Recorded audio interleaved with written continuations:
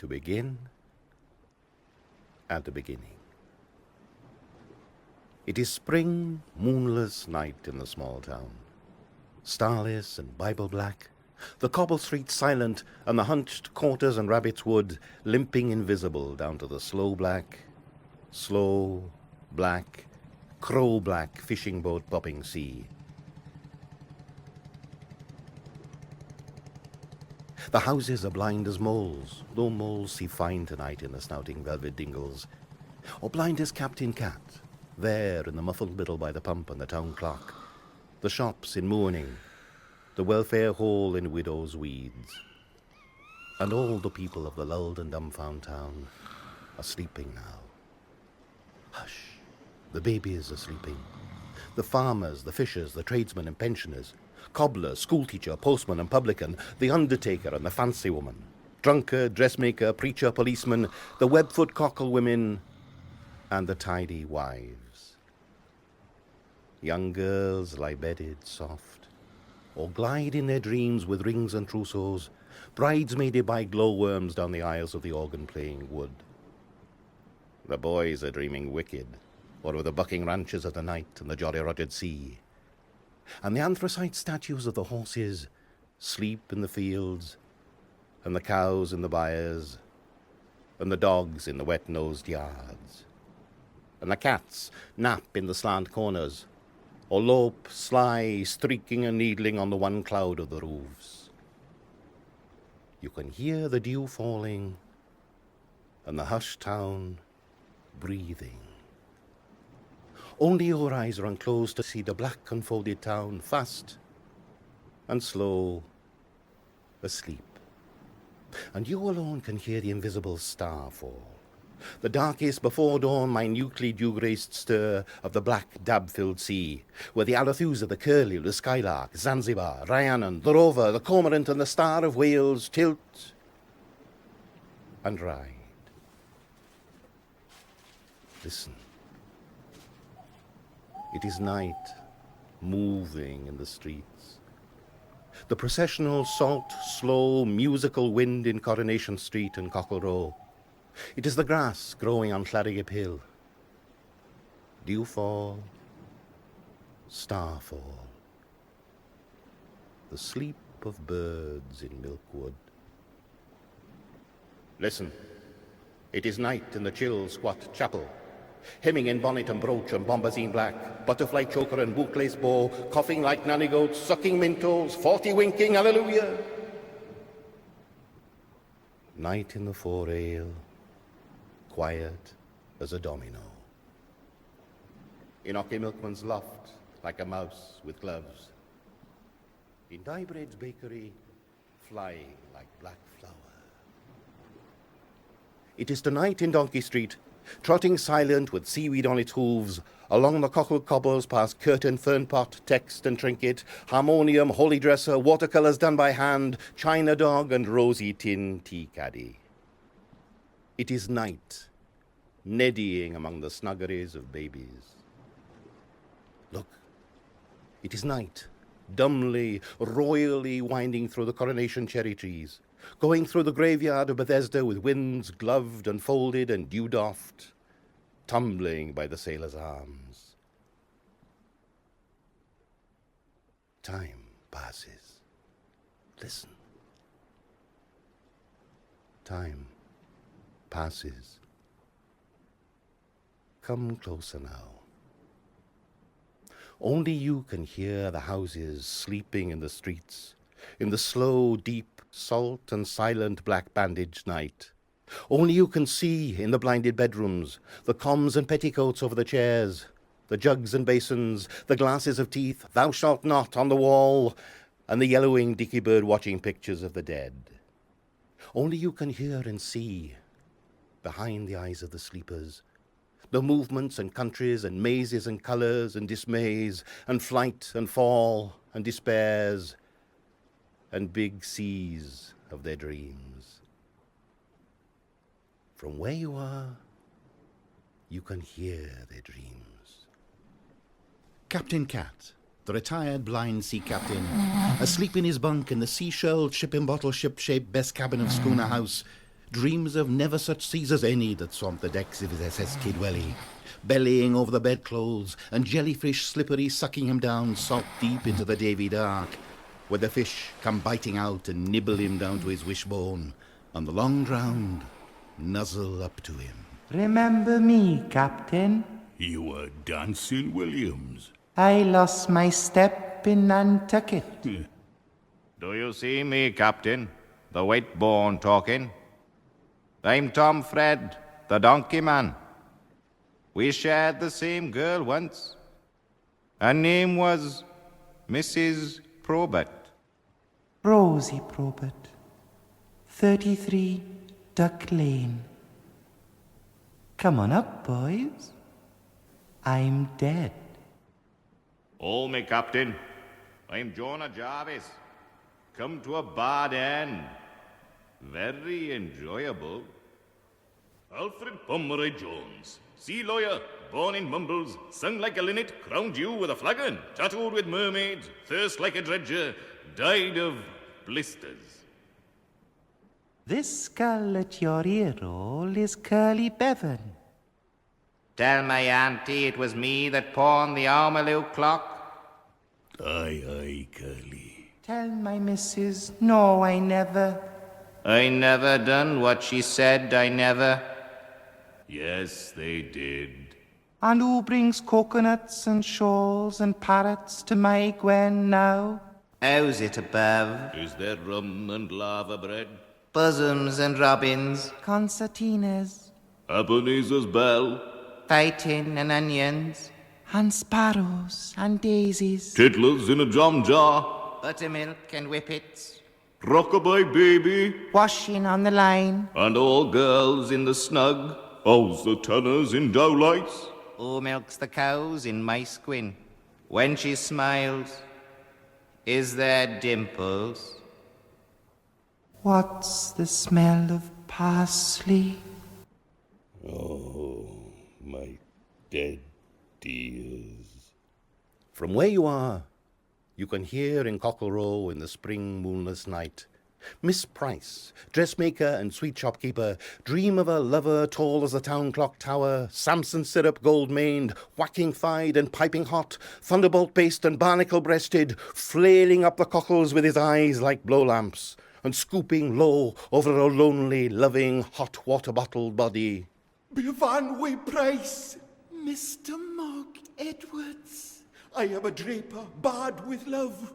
I love you more than all the flannelette and calico, candlewick, dibbity, crush and burrito, Tusaw, creton, crepon, muslin, poplin, tickin and twill, in the old cloth all of the world. I have come to take you away to my emporium on the hill, where the change ups on wires. Throw away your little bed socks and your Welsh wool knitted jacket. I will warm the sheets like an electric toaster. I will lie by your side like the Sunday roast. I will knit you a wallet of forget-me-not blue for the money to be comfy. I will warm your heart by the fire so you can slip it in under your vest when the shop is closed. Before the by snow at your bottom drawer, will you say, yes, Smog, yes, Smog, yes, yes, yes? And all the bells of the tills of the town shall ring for our wedding.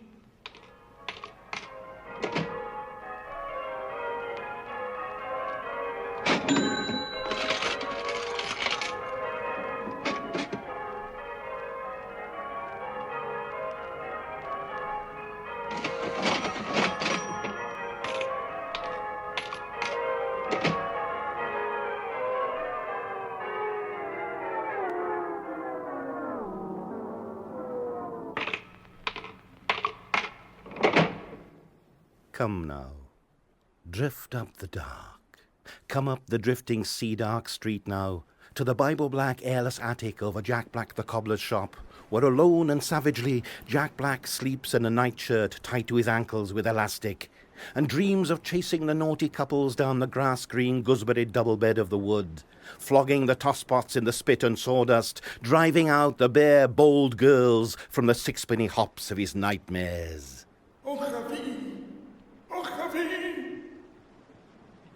Evans the Death, the undertaker. Laughs high and aloud in his sleep, and curls up his toes as he sees upon waking 50 years ago snow lie deep on the goose field behind the sleeping house.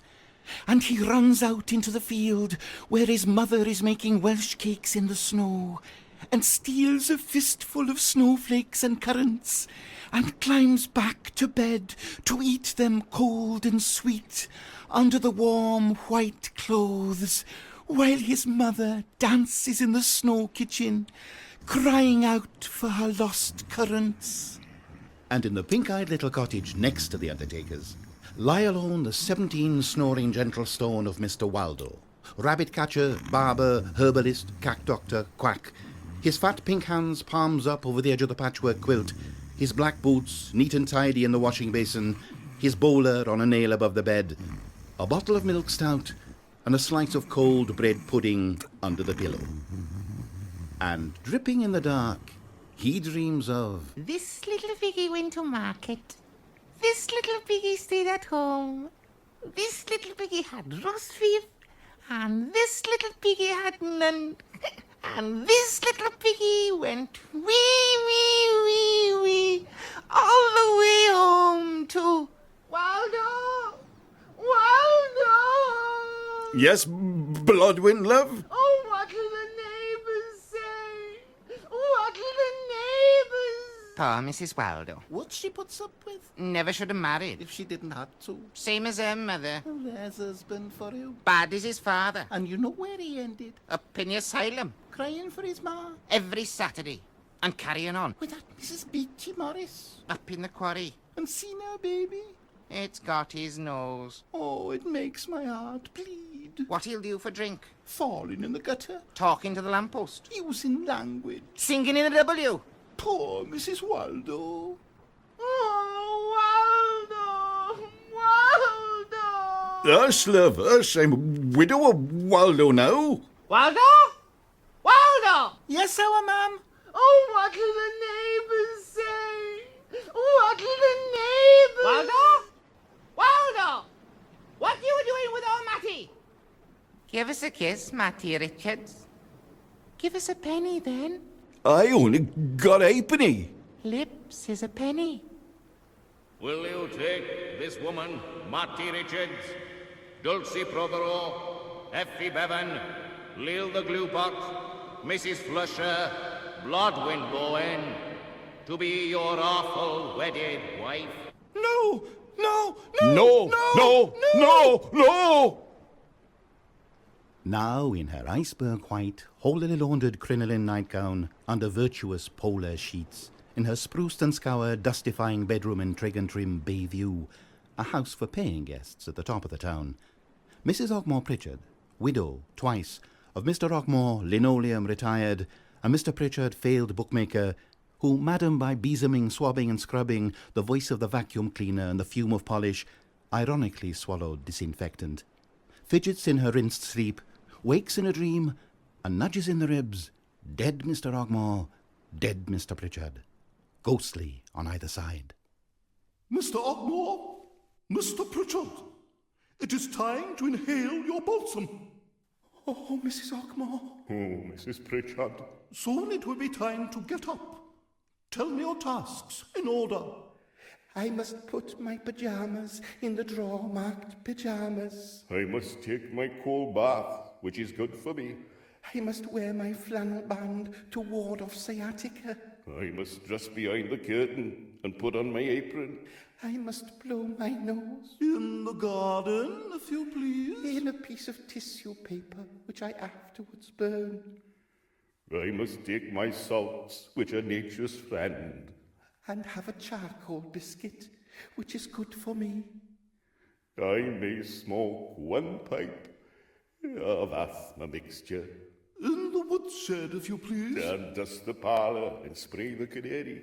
I must put on rubber gloves and search the peak for fleas. I must dust the blinds, and then I must raise them. And before you let the sun in, mind it wipes its shoes.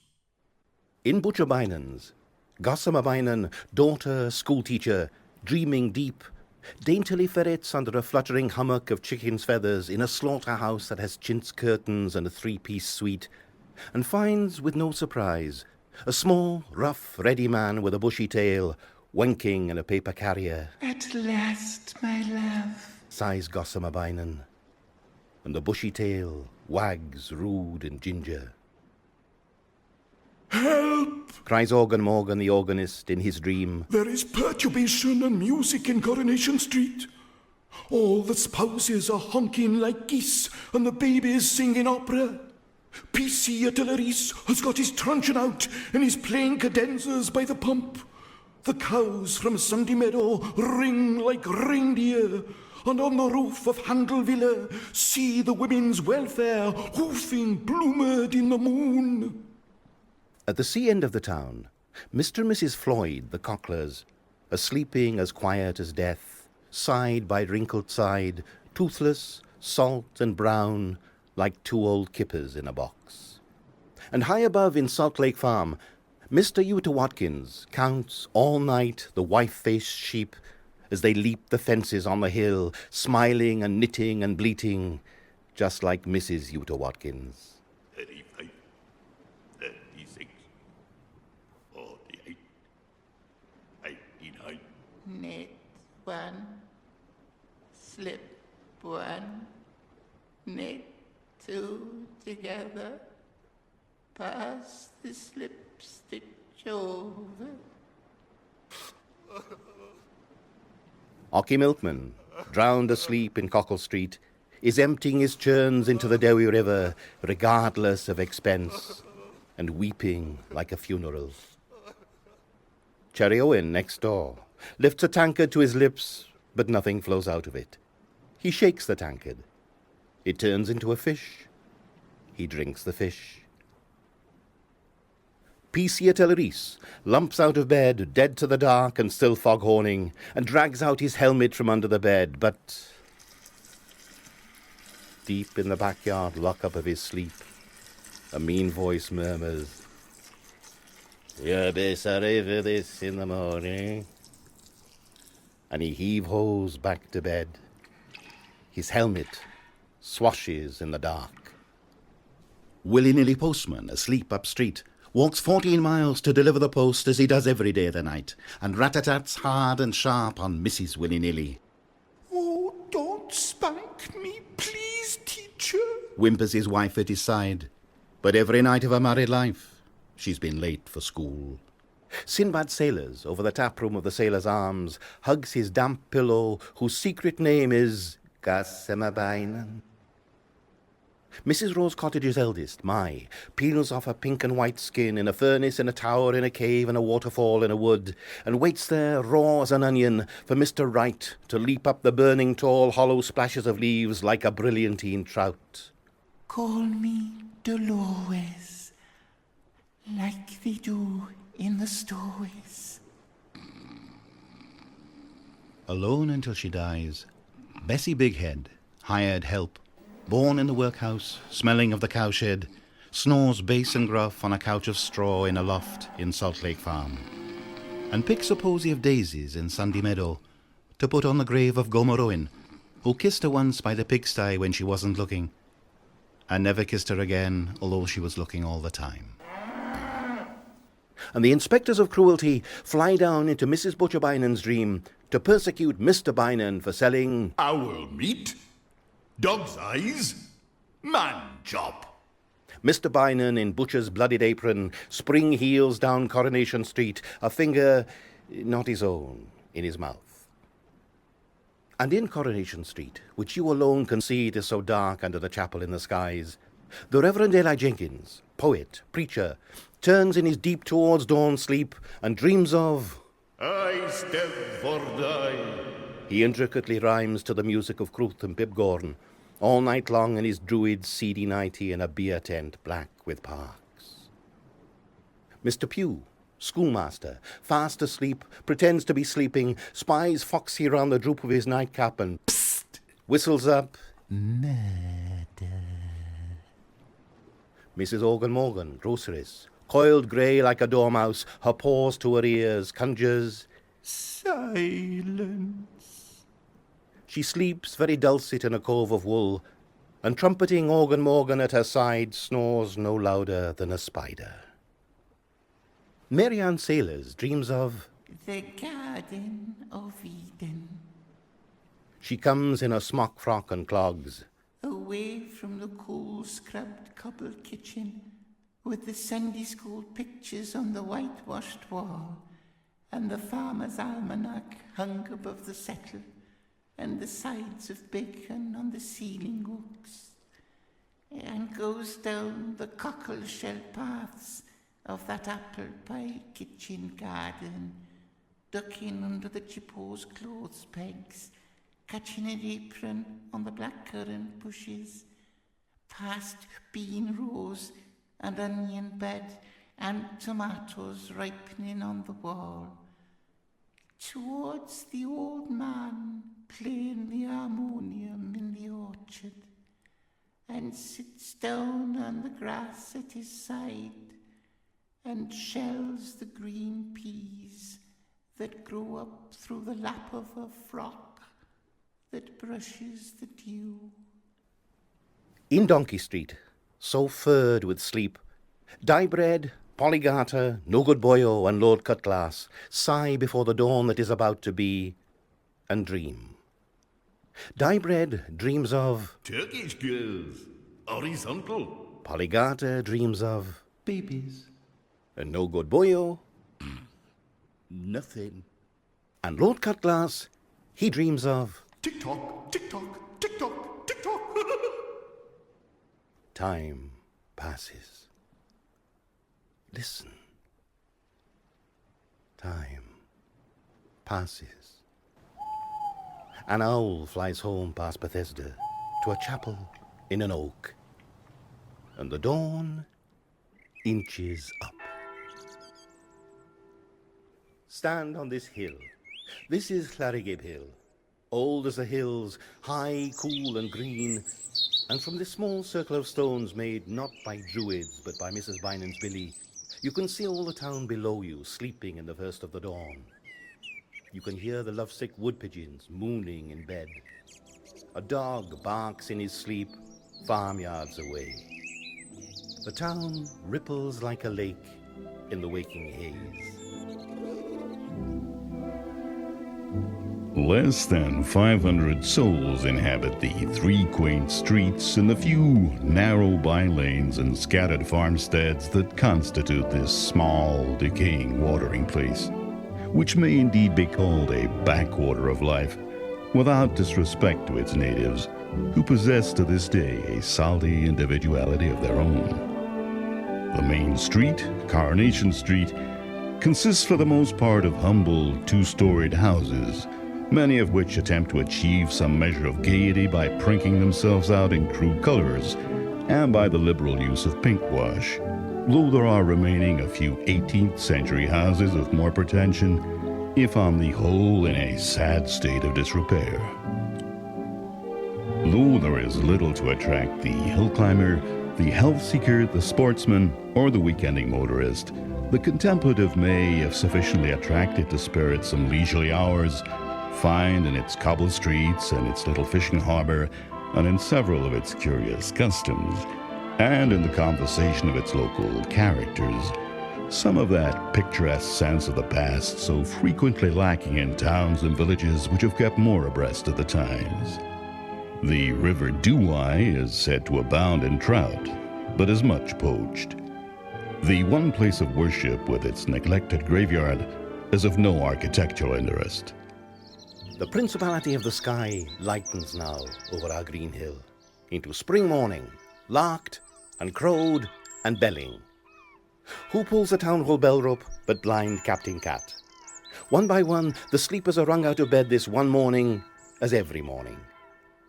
The Reverend Eli Jenkins in Bethesda House gropes out of bed into his preacher's black, combs back his bard's white hair, forgets to wash, pads barefoot downstairs, opens the front door, stands in the doorway, and looking out at the day and up at the eternal hill, and hearing the sea break and the gab of birds, remembers his own verses and tells them softly to empty Coronation Street that is rising and raising its blinds. Dear Gwalior, I know there are towns lovelier than ours, and fairer hills and loftier far, and groves more full of flowers, and buskier woods more blithe with spring, and bright with birds adorning, and sweeter bards than I to sing their praise this beauteous morning. By Cadar Idris, tempest torn, or Moyle Whitfa's glory, Carnel Llewellyn, beauty born, Plynlimmon, old in story. By mountains, where King Arthur dreams, by Penmine Mower defiant, Llareggub hill a mole seems, a pygmy to a giant. By Sawthy, Senny, Dovey, Dee, Edo, Eden, Alid, all tough and towy, broad and free, Cliffnant with its waterfall, Clerwen, Cleddau, Dulais, Daw, Ailey, Wheely, Ord, Ned.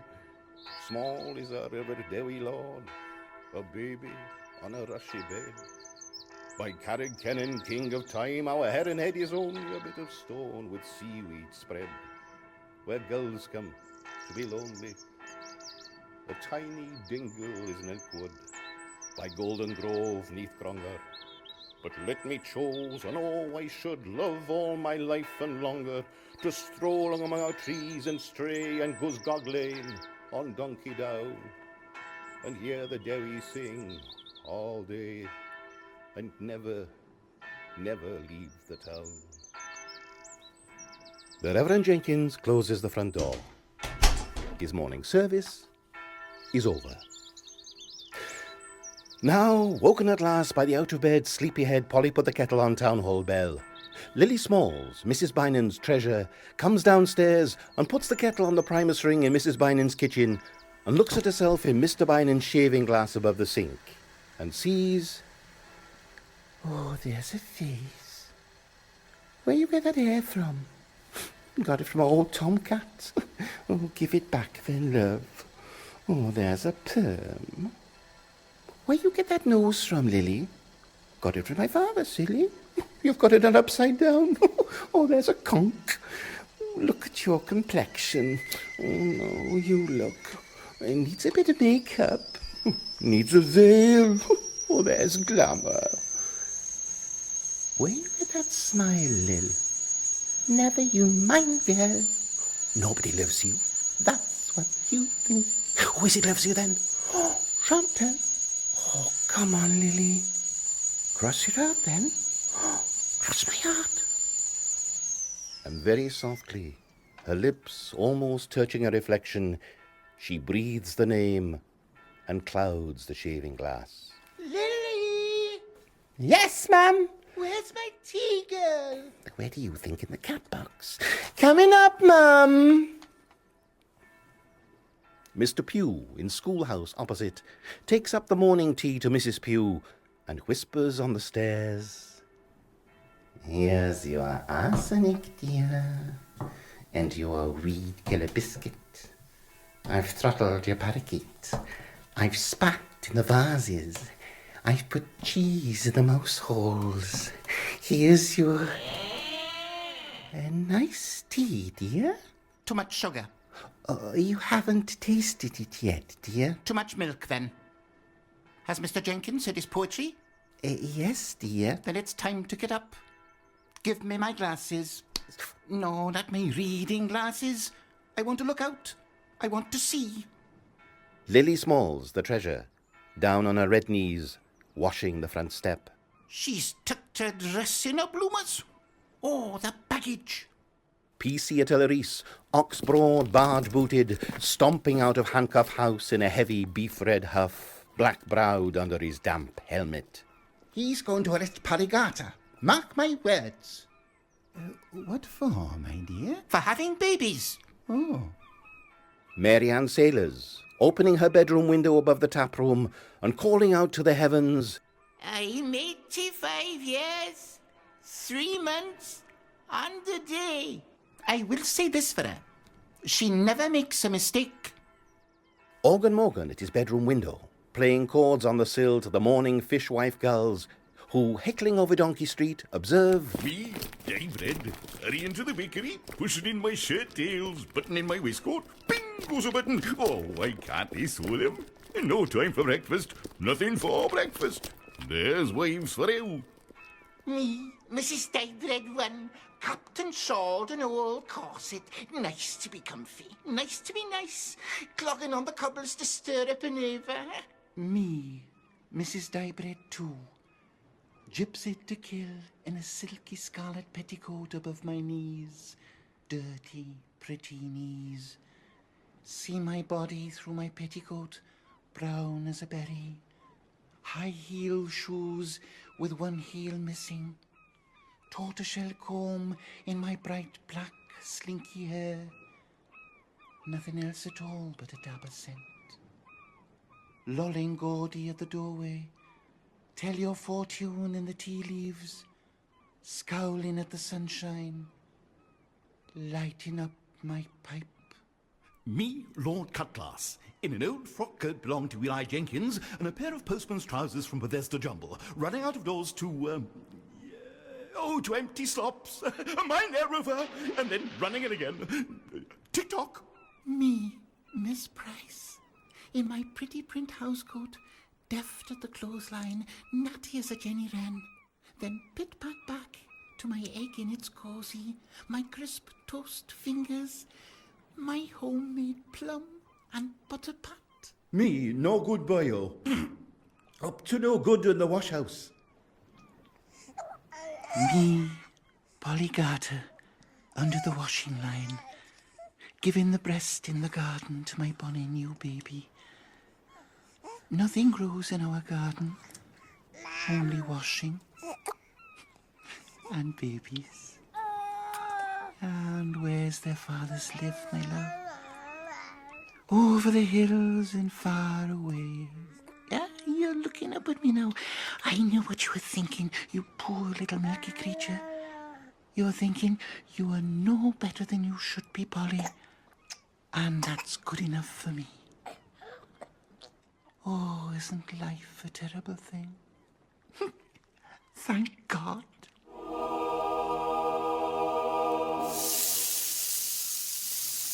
Now frying pans spit, kettles and cats purr in the kitchens. The town smells of seaweed and breakfast all the way down from Bayview, where Mrs. Ogmore Pritchard in smock and turban picks at a starchless bread and sips lemon rind tea, to Bottom Cottage, where Mr. Waldo in bowler and bib gobbles his bubble and squeak and kippers and swigs from the sauce bottle. Mary Ann Sailors, Praises the Lord who made porridge. Mr. Pugh, remembers ground glass as he juggles his omelette. Mrs. Pugh, Next the salt cellar. willy-nilly postman, Downs his last bucket of black brackish tea and rumbles out bandy to the clucking back, where the hens twitch and grieve for their tea-soaked sops. Mrs. Willy-nilly, Full of tea to her double chin brim, broods and bubbles over her coven of kettles on the hissing hot range, always ready to steam open the mail. the Reverend Eli Jenkins, Finds a rhyme and dips his pen in his cocoa. Lord Cutglass in his ticking kitchen, Scampers from clock to clock, a bunch of clock keys in one hand and a fish head in the other. Captain Cat in his galley, Blind and fine-fingered, savours his sea fry. Mr. and Mrs. Cherrywin in their Donkey Street room that is bedroom, parlour, kitchen and scullery sit down to last night's supper of onions boiled in their overcoats and broth of spuds and bacon rind and leeks and bones.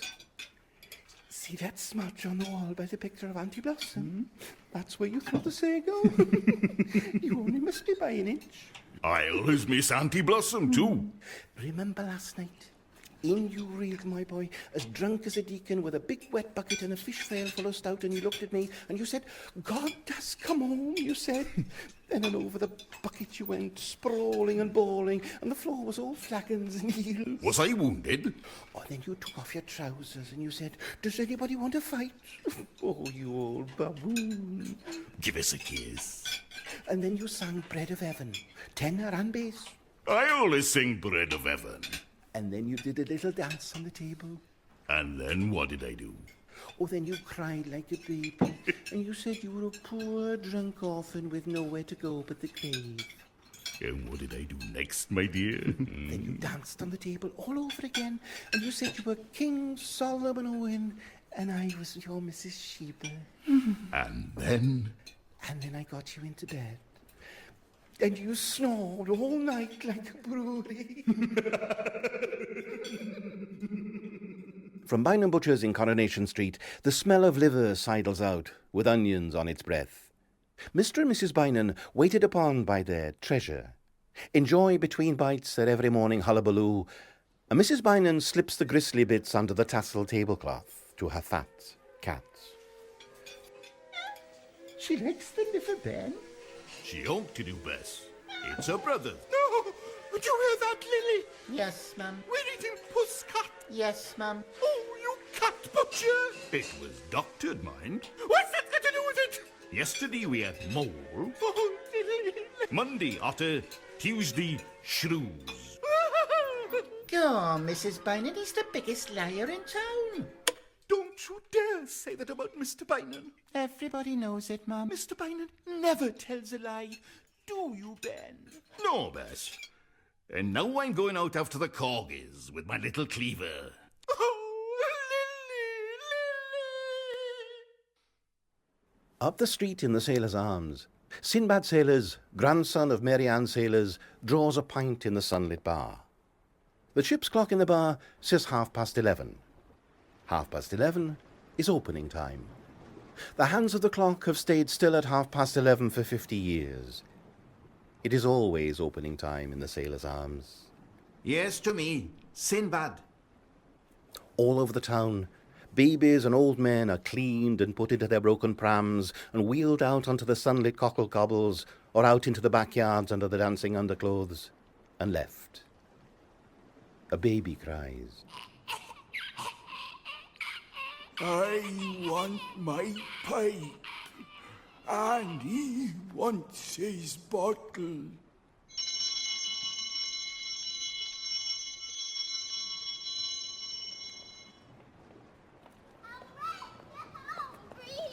Noses are wiped, heads picked, hair combed, paws scrubbed, ears boxed, and the children shrilled off to school. Fishermen grumble to their nets. No Good Boyo goes out in the dingy Zanzibar, ships the oars, drifts slowly in the dab-filled bay, and lying on his back in the unbaled water among crabs' legs and tangled lines, looks up at the spring sky. I don't know who's up there.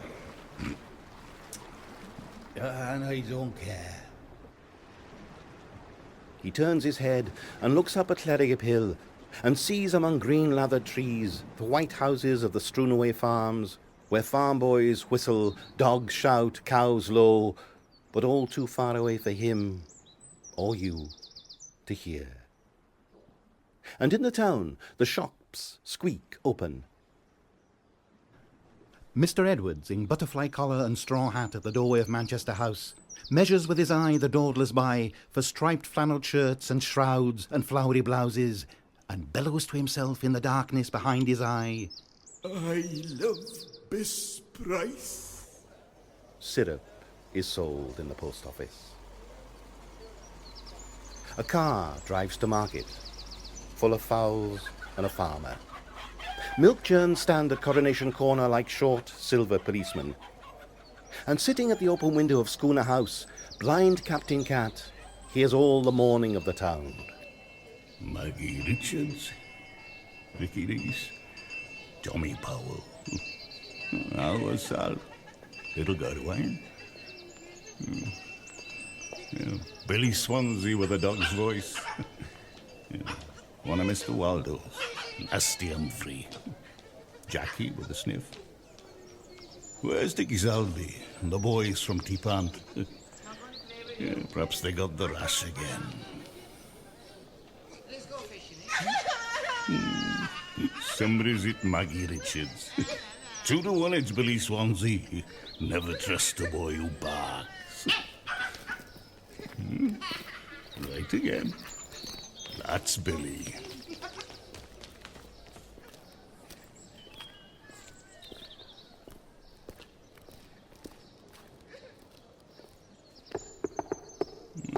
swilling in knocking at baby, oh. Rat-a-tat, very soft. The knocker's got a kid glove on. Who sent a letter to Mrs. Ogmore Pritchard? Careful now. She swabs the front glassy. Every step's like a bar of soap. Mind your size 12s is. That old Bessie had beeswaxed the lawn to make the bird slip.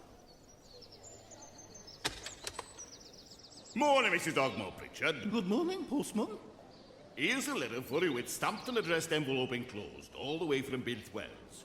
A gentleman wants to study birds, and can you have accommodation for 2 weeks in a bath, vegetarian? No. Oh, you wouldn't know. He's in the house, Mrs. Ogmore Pritchard. He'd be out in the mornings at the bang of dawn with his bag of breadcrumbs and his little telescope. And come home at hours covered with feathers. I don't want persons in my nice, clean rooms breathing all over the chairs. Cross my heart, he won't breathe. And putting their feet on my carpets and sneezing on my china and sleeping in my sheets. He only wants a single bed, Mrs. Ogmore Pritchard. And back she goes to the kitchen to polish the potatoes. 1, 2, 3, 4, 5, 6. That's Mrs. Rose Cottage. What's today? Yeah, today she gets the letter from her sister in Gorselass. How's the twins' teeth?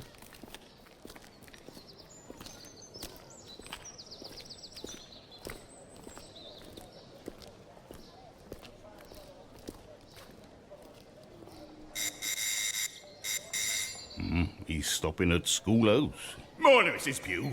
Mrs. Ogmore Pritchard won't have a gentleman in from Bilth Wells because he'd sleep in her sheets. Mrs. Rose Cottage's sister in Gorselass's twins have got to have them out. Give me the parcel. Well, it's for Mr. Pugh, Mrs. Pugh. Never you mind. What's inside it? A book called Lives of the Great Poisoners.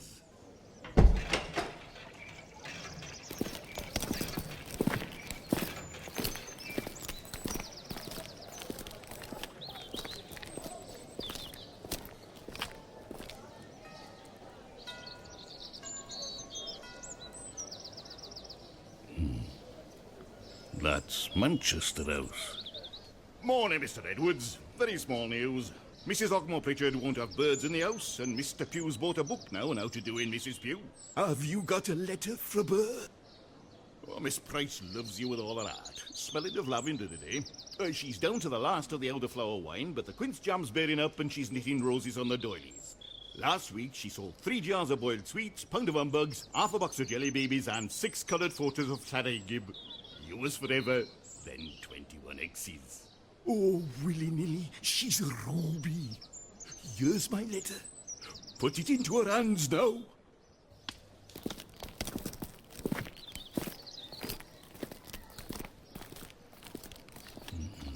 Mr. Waldo, hurrying to the Sailor's Arms. A pint of stout with an egg in it. There's a letter for him. It's another paternity summons, Mr. Waldo. And he hurries up the steps to the Sailor's Arms. Quick, Sinbad. Pint of stout and no egg in it.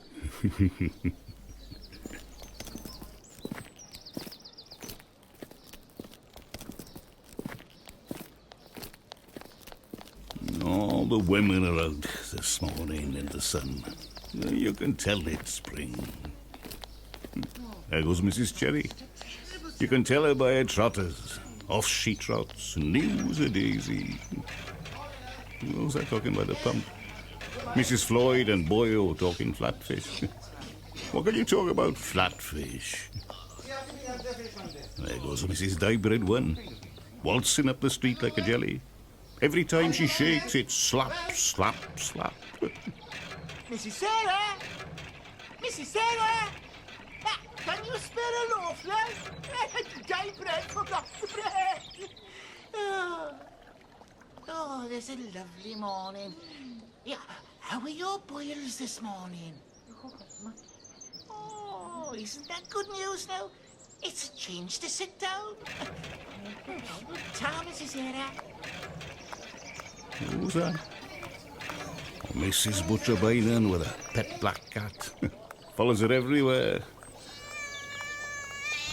Meow and all. There goes Mrs. 23. Important. The sun gets up and goes down in her dewlap.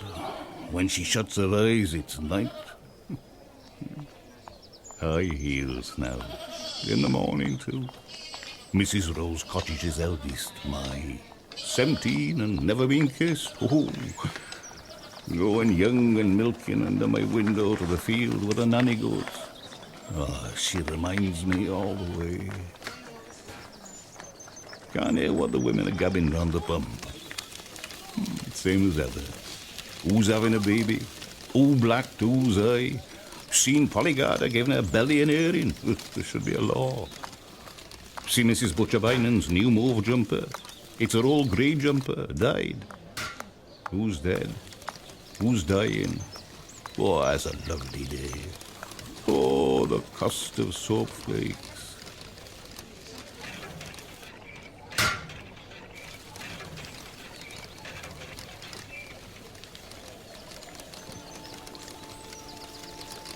Organ Morgan's at it early. You can tell it's spring. Hockey Milkman on his morning rounds. I will say this. His milk's as fresh as the dew. Half dew it is. Snuffle on Hockey, watering the town.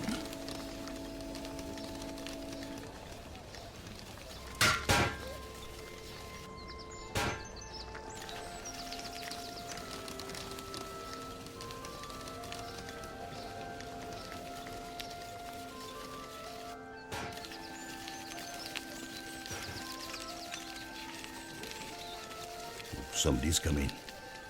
Now the voices around the pump can see somebody coming. Oh, hush. There's a hush. You can tell by the great noise of the hush it's Polly Garter. Hello, Polly. Who's there? Me, lad. That's Polly Garter. Hello, Polly, me love. Can you hear the dumb goose hiss of the wives as they huddle and peck or flounce at a waddle away? Who cuddled you? When? Which of their gandering hubbies moaned in Milkwood for your naughty mothering arms and body like a wardrobe, love? Scrub the floors of the welfare hall for the Mothers' Union social dance? Your one mother won't wriggle her roly-poly bum or pat her fat little buttery feet in that wedding ring holy tonight. Too late, cock, too late. For the town's half over with its morning. The morning's busy as bees. Bread is baking, pigs are grunting, chop goes the butcher, milk churns bell, tills ring, sheep cough, dogs shout, saws sing. And the ragged gabble of the Bear Garden School as the women scratch and babble in Mrs. Organ Morgan's general shop where everything is sold. Custard, buckets, henna, rat traps, shrimp nets, sugar, stamps, confetti, paraffin, hatchets, whistles. Mrs. Ogmore Pritchard, la-di-da, got a man in Bilthwells. And he got a little telescope to look at birds. Willy nilly said, remember her first husband? He didn't need a telescope. He looked at them undressing through the keyhole, and he used to shout tally-o. But Mr. Ogmore was a proper gentleman. Even though he hanged his collie. Seen Mrs. Butcher Bainan? She says Butcher Bainan puts dogs in a mincer. Go on, he's pulling her leg. Now don't dare tell her that, there's a dear. Oh, do you think he's trying to pull it off and eat it? There's a nasty lot, Livia, when you come to think. Look at that no-good boyo now. Too lazy to wipe his snout. And going out fishing every day. And all he ever brought back was a Mrs. Samuels. Been in the water a week. And look at Ocky Milkman's wife that nobody's ever seen. He keeps it in the cupboard with the empties. And think of day bread with 2 wives. One for the daytime, one for the night. Men are brutes on the quiet. And how is Organ Morgan, Mrs. Morgan? You look dead beat. It's Organ all the time with him. Every night until midnight, playing the organ. Oh, I'm a martyr to music. Outside, the sun springs down on the rough and tumbling town. Evans the Deaf presses hard with black gloves on the coffin of his breast in case his heart jumps out. Where's your dignity? Lie down. Spring stirs Gossamer Bynum, schoolmistress, like a spoon. Oh, what can I do? I'll never be refined if I twitch. Spring this strong morning foams in a flame in Jack Black as he cobbles a high-heeled shoe for Mrs. Diebread too, the gypsy, but he hammers it sternly out. There is no leg belonging to the foot that belongs to this shoe. The sun and the green breeze ship Captain Cat's sea memory again. No, I'll take the mulatto, by God. Who's captain here? Parlez-vous? Jig, jig, madame. Mary Ann Sailors says very softly to herself as she looks out at Llareggub Hill from the bedroom where she was born. It is spring in Llareggub, in the sun in my old age. And this is the chosen land.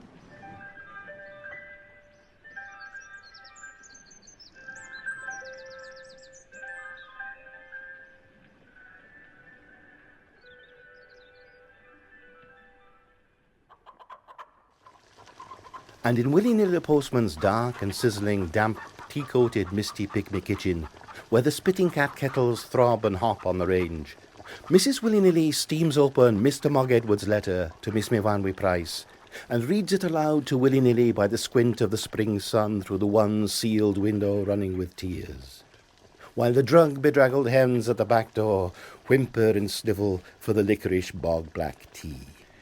From Manchester House, Llareggub, sole prop, Mr. Mogg Edwards, late of Tulch, linen draper, haberdasher, master tailor, costumier, for West End negligee, lingerie, tea gowns, evening dress, trousseaux, layettes.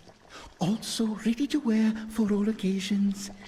Economical outfitting for agricultural employment, our speciality. Wardrobes bought.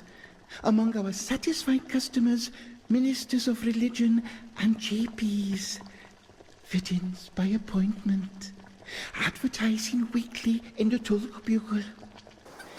Beloved Mevanwy Price, my bride in heaven. I love you until death do us part, and then we shall be together forever and ever. A new parcel of ribbons has come from Cabada today, all the colours of the rainbow. I wish I could tie a ribbon in your hair, a white one, but it cannot be. I dreamed last night you were all dripping wet and you sat on my lap as the Reverend Jenkins went down the street. I see you got a Burbaid in your lap, he said, and he lifted his hat. He is a proper Christian. Not like Cherry Owen, who said you should have thrown her back, he said. Business is very poorly. Polly Garter bought 2 garters with roses, but she never got stockings, so what's the use, I say? Mr. Waldo tried to sell me a woman's nightie, outsize. He says he found it, and we know where. If this goes on, I shall be at the workhouse. My heart is in your bosom, and yours is in mine. God be with you always, Mevanwy Price, and keep you lovely for me in his heavenly mansion. I must stop now, and remain your eternal Bog Edwards. And then a little message with a rubber stamp. Shop at Mogg's. And willy-nilly, rumbling, jockeys out again to the 3-seated shack called the House of Commons in the back. Fishermen spit and prop the morning up, and I, the fishy sea, smooth to the sea's end as it lulls in blue. With blue lazy eyes they gaze at that milk-mild whispering water with no ruck or ripple, as though it blew great guns and serpents and typhooned the town. Too rough for fishing today. And they thank God and gob at a gull for luck.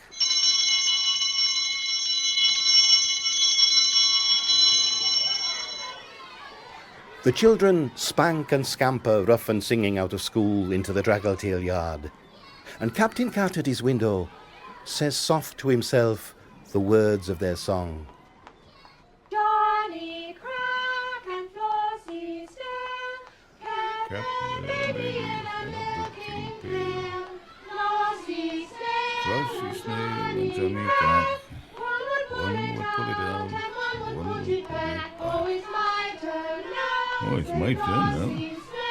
To take the baby from To take the baby. and it's my turn now. It's my turn. Johnny cried, just smack it on the head and put it back.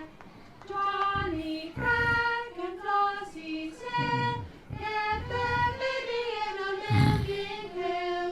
One would put it back and one would pull it out, and all it had to drink was ale and stout. Oh, Johnny Crack and Flossie Snail always used to say that stout and ale was good for a baby in a milking pail. The music of the spheres can be heard distinctly over Milkwood. It is the rustle of spring. Vegetables make love among the tenors, and dogs bark blue in the face. Mrs. Ogmore Pritchard belches into a teeny hanky and chases the sunlight with a fly whisk, but even she cannot drive out the spring. From one of her finger bowls, a primrose grows.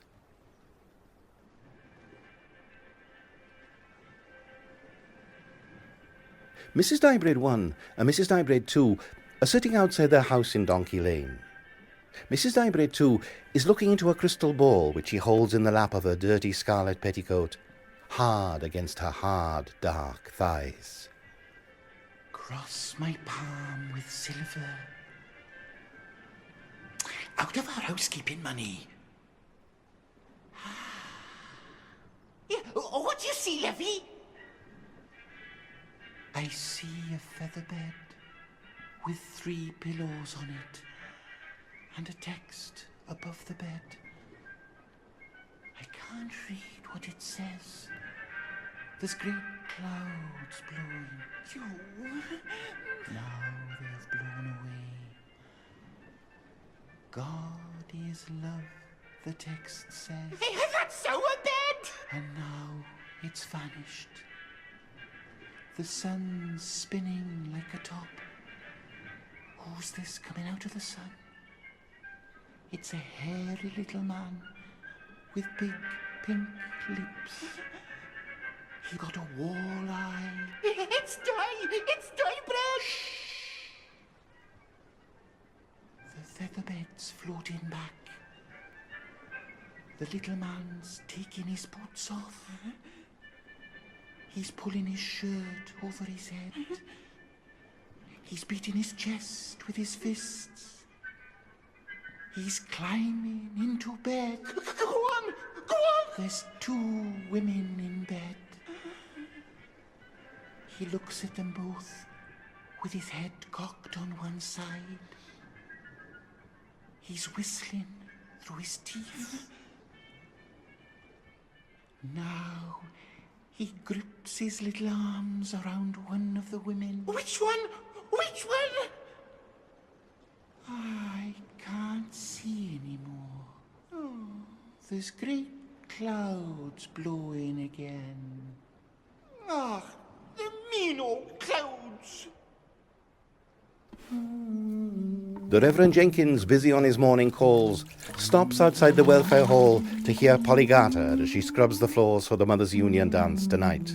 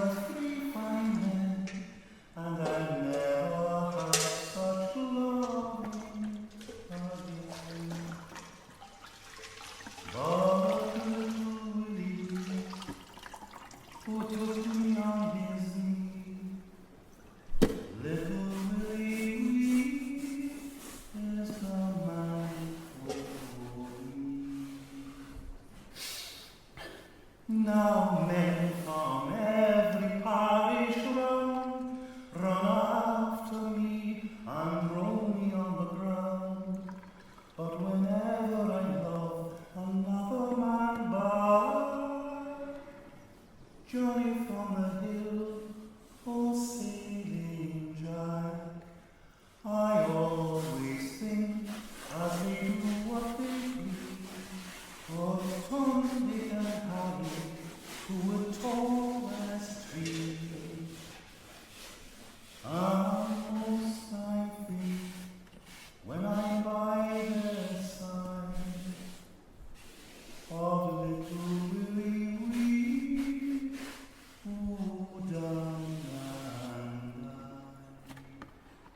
Oh, Tom, Dick and Harry were three fine men, and I'll never have such loving again.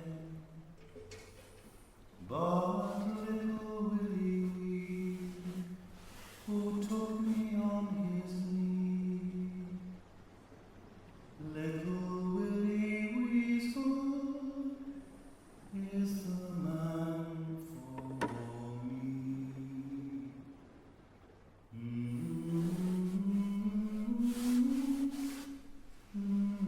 Praise the Lord, we are a musical nation. And the Reverend Jenkins hurries on through the town to visit the sick with jelly and poems. There goes the Reverend. Says Mr. Waldo at the smoked herring-brown window of the Unwashed Sailor's Arms.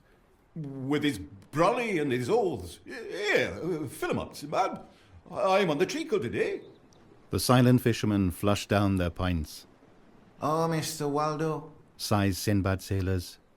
I dote on that gossamer Bainan. She's a lady all over. And Mr. Waldo, who's thinking of a woman soft as Eve and sharp as sciatica to share his bread-pudding bed, answers, No woman that I know is. And if only Grandma'd die, cross my heart, I'd go down on my knees, Mr. Waldo, and I'd say, Miss Gossamer, I'd say. When birds do sing, hey, ding-a-ding-a-ding, sweet lovers love the spring.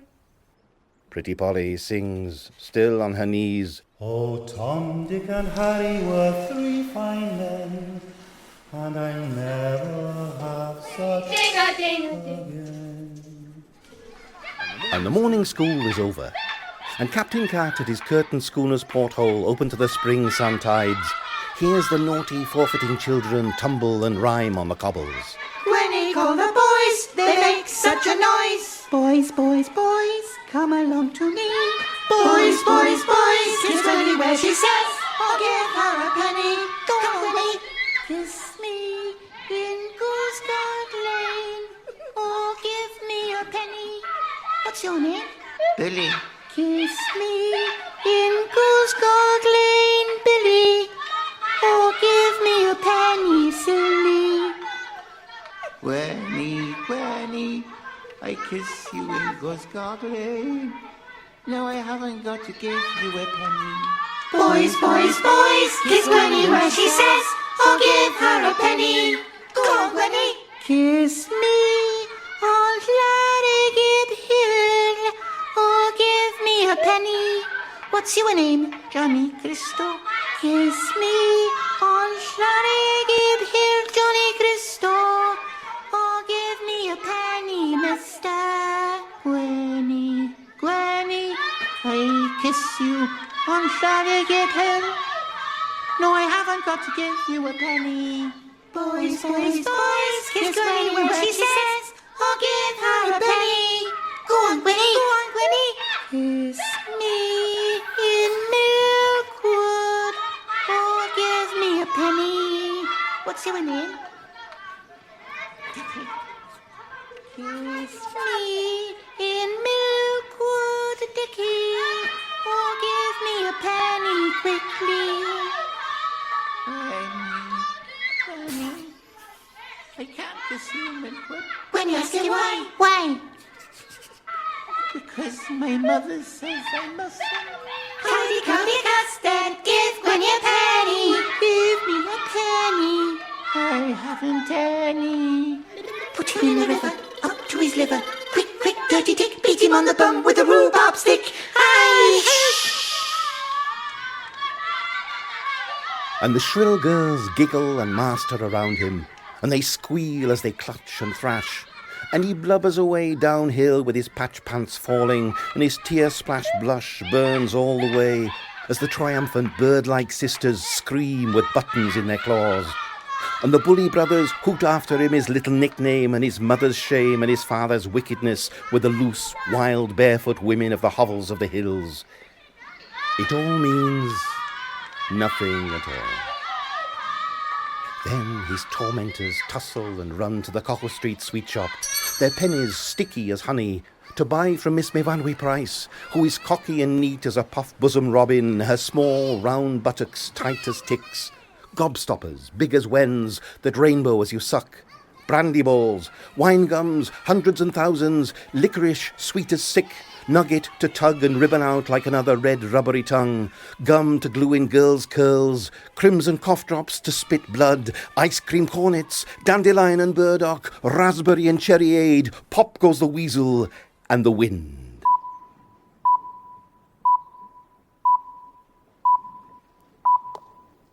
Gossamer Bynum high heels out of school.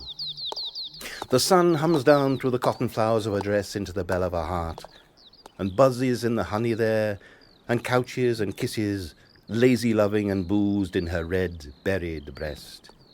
Eyes run from the trees and the windows of the street, steaming gossamer, and strip her to the nipples and the bees. She blazes naked past the sailor's arms, the only woman on the diademed earth. Sinbad sailors places on her thighs still dew-damp from the first man-growing cockcrow garden, his reverent, goat-bearded hands. I don't care if he is common. She whispers to her salad-day deep self. I want to gobble him up. I don't care if he does drop his H's. She tells the stripped and mother of the world, big-beamed and eve-hipped spring of herself. So long as he's all cucumber and hooves. Sinbad sailors watches her go by, demure and proud and schoolmarm in her crisp flower dress and sun-defying hat, with never a look or lilt or wriggle. The butcher's unmelting ice-maiden daughter, veiled forever from the hungry hug of his eyes. Oh, Gossamer Bynum, why are you so proud? He grieves to his Guinness. Oh, beautiful, beautiful Gossamer Bee, I wish that you were for me. I wish you were not so educated. She feels his goat beard tickle her in the middle of the world like a tuft of wiry fire, and she turns in a terror of delight away from his whips and whiskery conflagration and sits down in the kitchen to a plate heaped high with chips and the kidneys of lambs. In the blind-drawn, dark dining room of School House, dusty and echoing as a dining room in a vault, Mr. and Mrs. Pugh are silent over cold grey cottage pie. Mr. Pugh reads as he forks the shroud meat in from Lives of the Great Poisoners. He underlines certain passages and smiles in secret. Persons with manners do not read at table, says Mrs. Pugh. She drops a digestive tablet as big as a horsepill into clouded pea soup water. Some persons were brought up in pigsties. Pigs don't read at table, dear. Bitterly she flicks dust from the broken cruet. It settles on the pie in a thin, gnat rain. Pigs can't read, my dear. I know one who can. Alone in the hissing laboratory of his wishes, Mr. Pugh minces among bad vats and jeroboams, tiptoes through spinneys of murdering herbs, agony dancing in his crucibles, and mixes especially for Mrs. Pugh a venomous porridge unknown to toxicologists, which will scald and viper through her until her ears fall off like figs, her toes grow big and black as balloons, and steam comes screaming out of her navel. You know best, dear, says Mr. Pugh, and quick as a flash he ducks her in rat soup. What's that book by your trough, Mr. Pugh? It's a theological work, my dear. Lives of the Great Saints. Mrs. Pugh smiles. An icicle forms in the cold air of the dining vault. I saw you talking to a saint this morning. Saint Polygata. She was martyred again last night. Mrs. Organ Morgan saw her with Mr. Waldo. And when they saw me, they pretended they were looking for nests, says Mrs. Organ Morgan to her husband, with a mouth full of fish as a pelican's. But you don't go nesting in long combinations, I said to myself, like Mr. Waldo was wearing, and you're dressed nearly over your head like Polygata's. Oh, they didn't fool me. One big bird gulp, and the flounder's gone. She licks her lips and goes stabbing again. Now, when you think of all those babies she's got, then all I can say is it's time she gave up bird nesting, that's all I can say. Well, it isn't the right kind of hobby at all for a woman that can't say no, even to midgets. Remember Bob Spit? Bob Spit? He wasn't any bigger than a baby and he gave her two.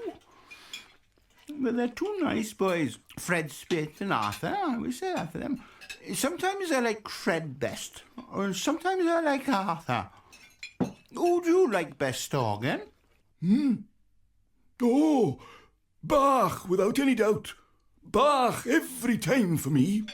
Oh, Morgan, you haven't been listening to a word I said. It's Organ all the time with you. And she bursts into tears, and in the middle of her salty howling nimbly spears a small flatfish, and pelicans it whole. And then Palestrina, says Organ Morgan.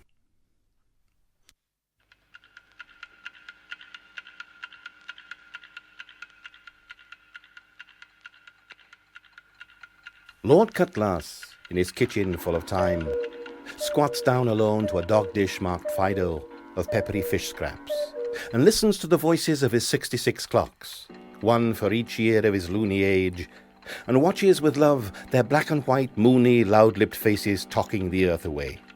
Slow clocks, quick clocks, pendulum heart knocks, china, alarm, grandfather, cuckoo, clocks shaped like Noah's whirring ark, clocks that bicker in marble ships, clocks in the wombs of glass women, hourglass chimers, to-wit-to-woo clocks, clocks that pluck tunes, Vesuvius clocks all black bells and lava, Niagara clocks that cataract their ticks, old time-weeping clocks with ebony beards, clocks with no hands, forever drumming out time without ever knowing what time it is. His 66 singers are all set at different hours. Lord Cutlass lives in a house and a life at siege. Any minute or dark day now, the unknown enemy will loot and savage downhill, but they will not catch him napping. 66 different times in his fish slimy kitchen, ping, strike, tick, chime, and tock. The lust and lilt of spring with its breasts of rivering May milk means to that lordly fish-head nibbler nothing but another nearness to the tribes and navies of the last black day, who'll sear and pillage down Armageddon Hill to his double-locked, rusty-shuttered, tick-tock, dust-crabbled shack at the bottom of the town.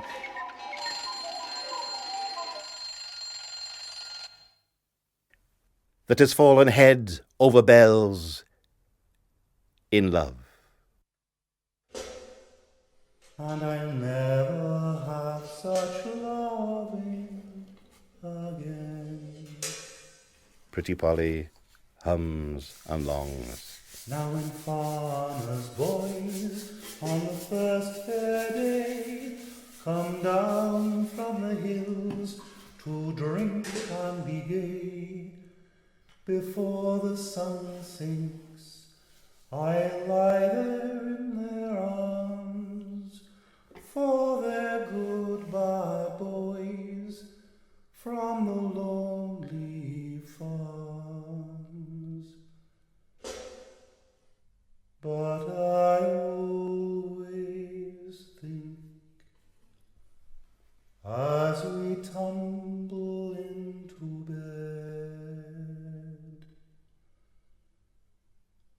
of little Willie Wee, who is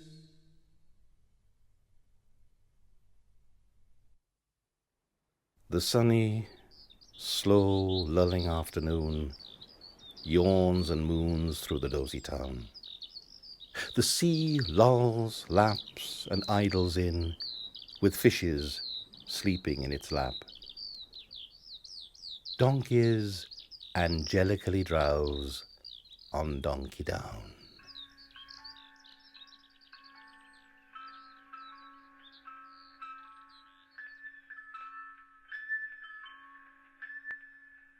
Persons with manners Snaps Mrs. Cold Pew. do not nod at table. Mr. Pew cringes awake.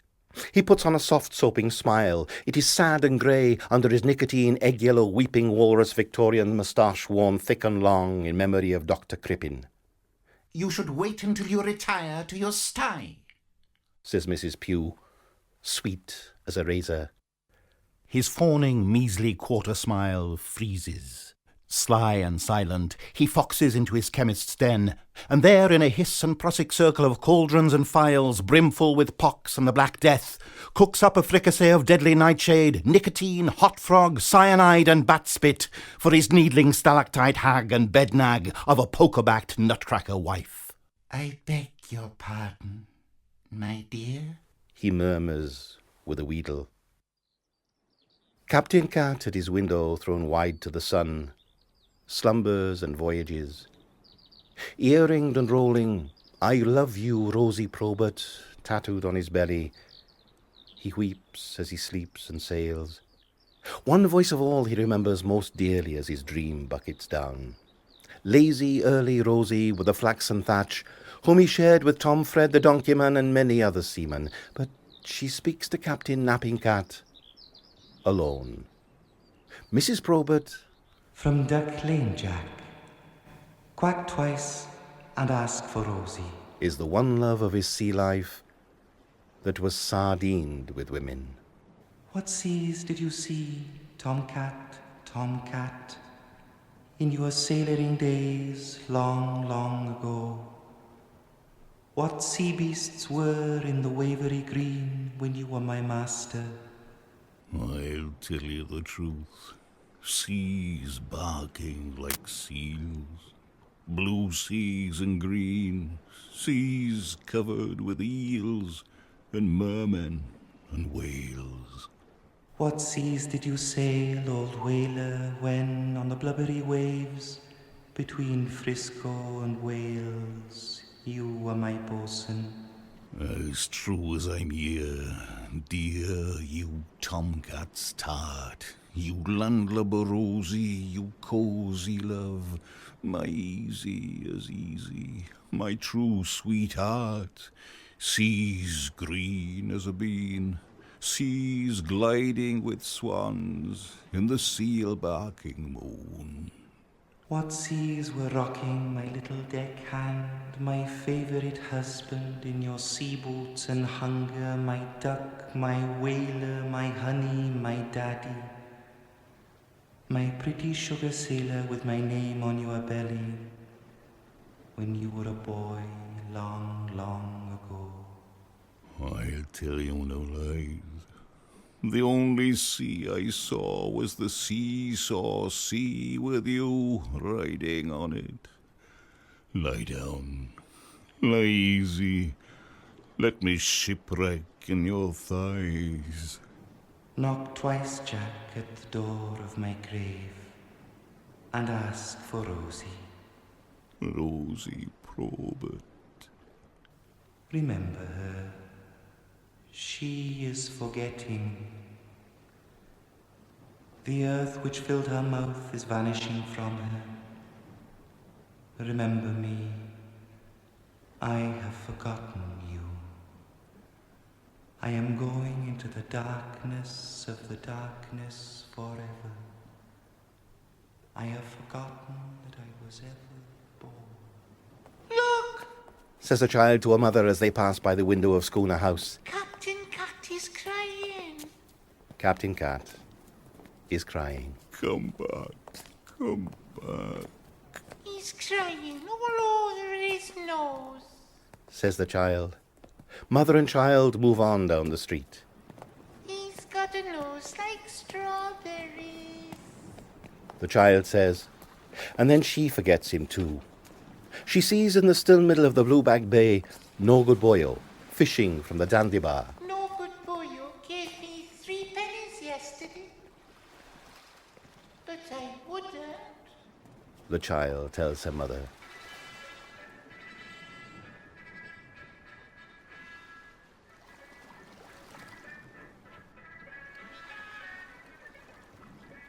Boyo catches a whalebone corset. It's all he's caught all day. Bloody funny fish. Mrs. Diebread, too, gypsies up in his mind's slow eye, dressed only in a bangle. She's wearing a nightgown. Would you like this nice wet corset, Mrs. Diebread, too? No, I won't. And a bite of my little apple?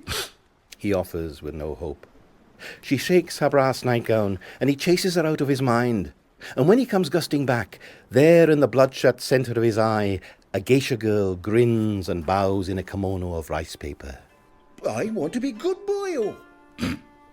But nobody'll let me. He sighs as she writhes politely. The land fades, the sea flocks silently away, and through the warm white cloud where he lies, silky, tingling, uneasy Eastern music undoes him in a Japanese minute. The afternoon buzzes like lazy bees round the flowers round Myro's cottage. Nearly asleep in the field of nanny goats who hum and gently butt the sun, she blows love on a puffball. He loves me. He loves me not. He loves me. He loves me not. He loves me. The dirty old fool. Lazy she lies in clover and sweet grass. 17 and never been sweet in the grass. Oh. The Reverend Eli Jenkins tells only the truth in his life work. The population, main industry, shipping, history, topography, flora and fauna of the town he worships in. The White Book of Llareggub. Portraits of famous bards and preachers, all fur and wool from the squint to the kneecap, hang over him heavy as sheep. His mother, propped against a pot and a palm with her wedding ring waist and bust like a black cloth dining table, suffers in her stays. Oh, angels, be careful there with your knives and forks. He prays. There is no known likeness of his father, Esau, who, undot-collared because of his little weakness, was scythed to the bone one harvest by mistake when sleeping, with his weakness, in the corn. He lost all ambition and died with one leg. Poor dad, grieves the Reverend Eli. to die of drink and agriculture. Farmer Watkins in Salt Lake Farm hates his cattle on the hill as he holds them in to milking. A cow kisses him. He shouts to his deaf dog, who smiles and licks his hand. He bawls to the cow who barbed him with a tongue, and she moos gentle words as he raves and dances among his summer-breathed slaves walking delicately to the farm. The coming of the end of the spring day is already reflected in the lakes of their great eyes. Bessie Bighead greets them by the names she gave them when they were maidens.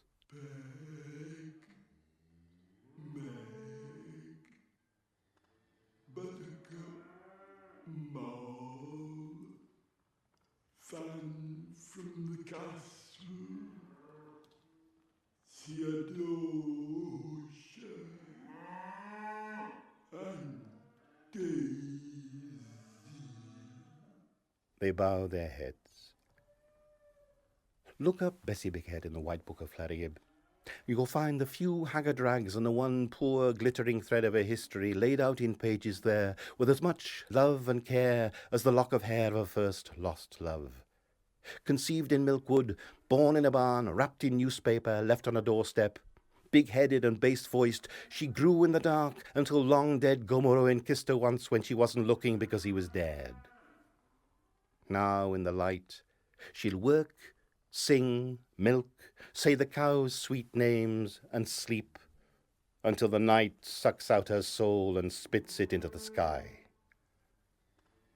In her lifelong love light, holily Bessie milks the fond lake-eyed cows as dusk showers slowly down over byre, sea, and town.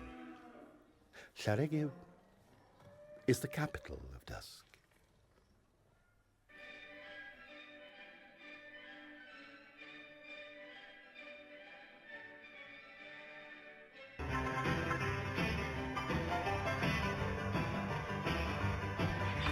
Get away!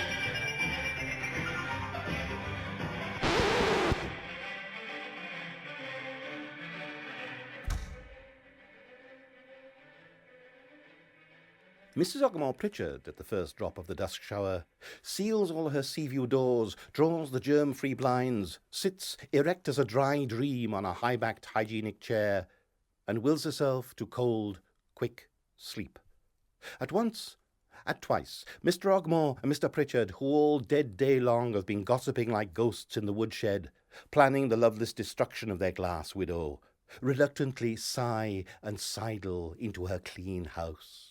You first, Mr. Ogmore. After you, Mr. Pritchard. No, Mr. Ogmore, no. You widowed first. And in through the keyhole, with tears where their eyes once were, they ooze and grumble. Husbands? She says in her sleep. There is acid love in her voice for one of the two shambling phantoms. Mr. Ogmore hopes that it is not for him. So does Mr. Pritchard. I love you both. Oh, Mrs. Ogmore. Oh, Mrs. Pritchard. Soon it will be time to go to bed. Tell me your tasks in order. We must take our pyjamas from the drawer-marked pyjamas. And then you must take them off. Down in the dusking town, Myro's cottage, still lying in clover, listening to the nanny goats chew, draws circles of lipstick round her nipples. I'm fast. I'm a bad lot. God will strike me dead. I'm 17. I'll go to hell. She tells the goats. You just wait. I'll sin till I blow up. She lies deep, waiting for the worst to happen. The goats champ and sneer.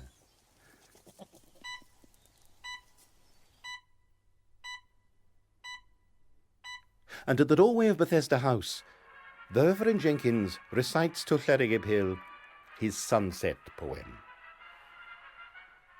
Every morning when I wake, dear Lord, a little prayer I make.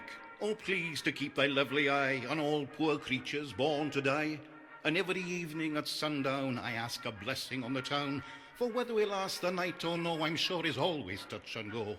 We are not wholly bad or good, who live our lives under milkwood.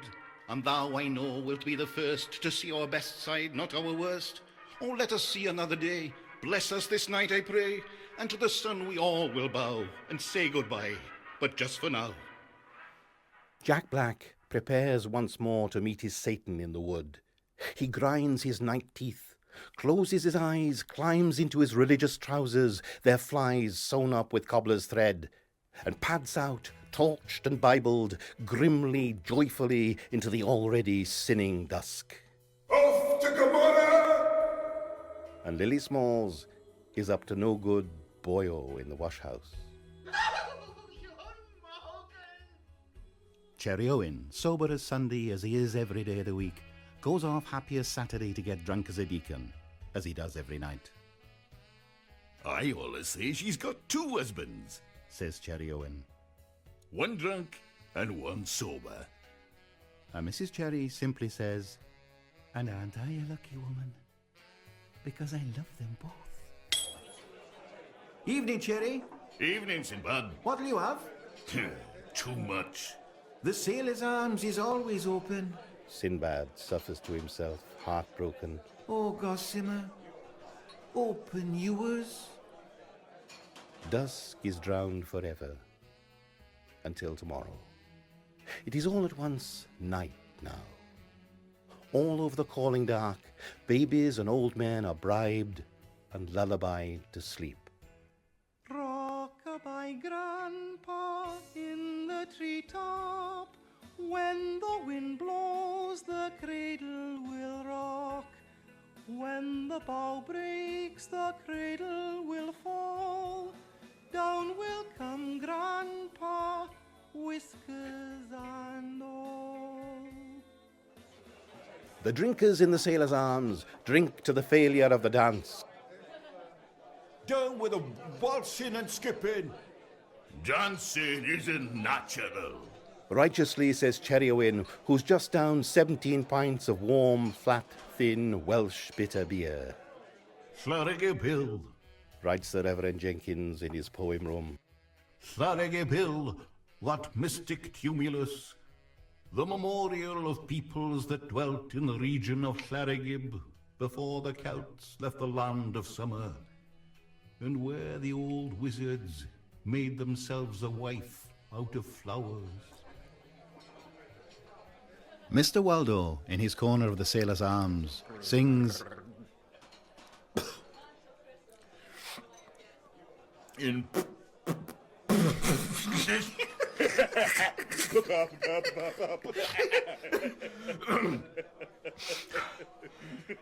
In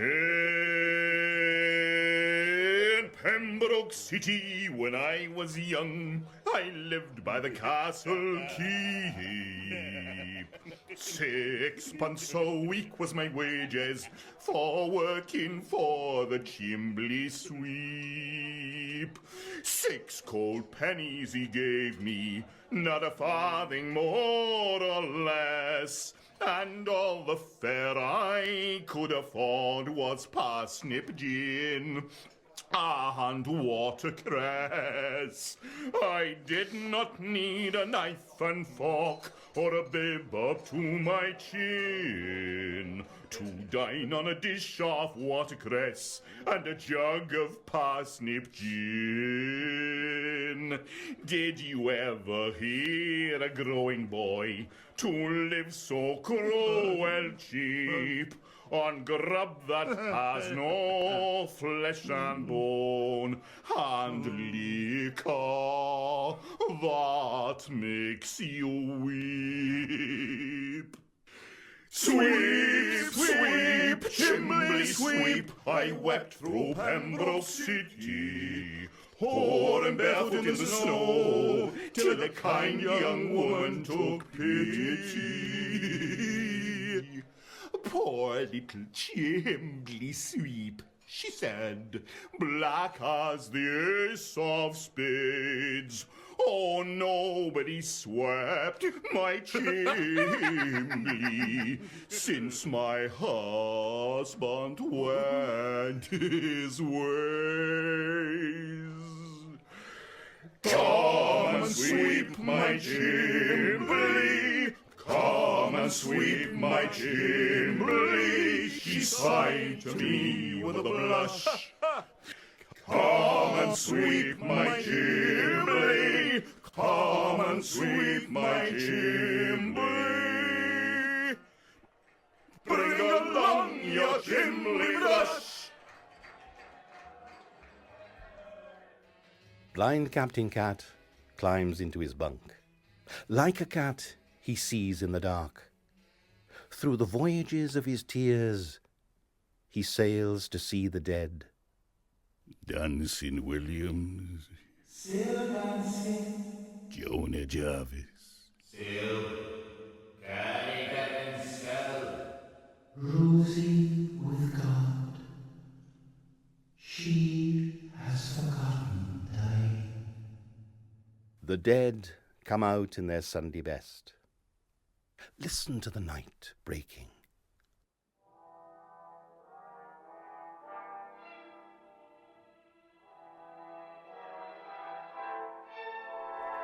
Organ Morgan goes to the chapel to play the organ. He plays alone at night to anyone who will listen. lovers, revellers, the silent dead, tramps, or sheep. He sees Bach lying on a tombstone. Johann Sebastian. Oh? Johann Sebastian, mighty Bach. Oh, Bach, far. To hell with you, says Cherry Owen, who's resting on the tombstone on his way home.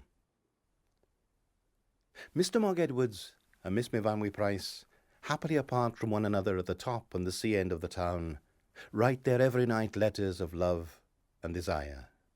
In the warm white book of Llareggub, you'll find the little maps of the islands of their contentment. Oh, my Mog, I am yours forever. And she looks around with pleasure at her own neat, never-dull room, which Mr. Mogg Edwards will never enter. Come to my arms, Mivamwy. And he hugs his lovely money to his own heart. And Mr. Waddle, drunk in Milkwood, hugs his lovely Polly Garter under the eyes and rattling tongues of the neighbours and the birds, and he does not care. He smacks his live red lips. But it is not his name that Polly whispers as she lies under the oak and loves him back.